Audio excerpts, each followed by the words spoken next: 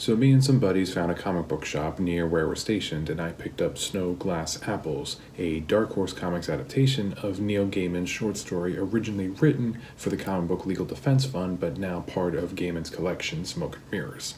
Snow Glass Apples is a retelling of the Snow White fairy tale from the perspective of the, turns out, not-so-evil stepmother. Now, despite that description giving off major Disney, Maleficent, and Once Upon a Time vibes, this is not a children's story. While the artist Colleen Doran keeps the sex and violence to a minimum in her illustrations, this is a story with themes of rape, necrophilia, and incest, with Gaiman's pulled-back, dry writing style on the pages.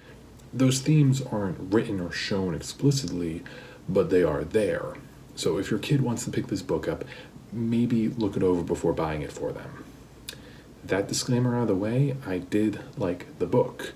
While I bought it for Gaiman, I stayed for the artist, Colleen Doran. This is very much her book.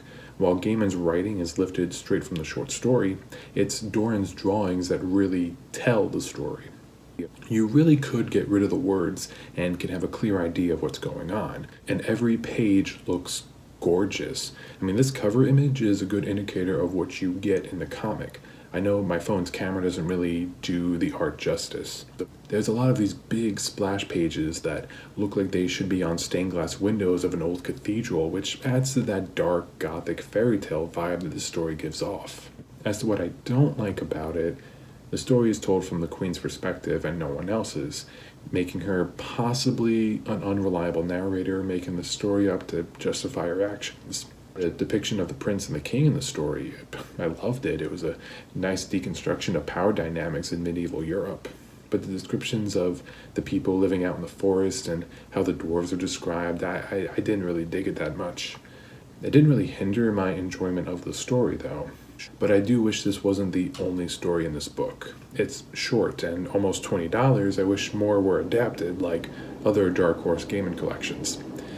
That being said, I like the comic, and I don't regret the purchase. I just want more, and that's a sign of a good book. But what about everyone else? Have you read the original short story? Have you read other fairy tale retellings? Which ones did you like? Let me know. I love adding more to my reading list. Until then, wash your hands, wear a mask, social distance, and take care.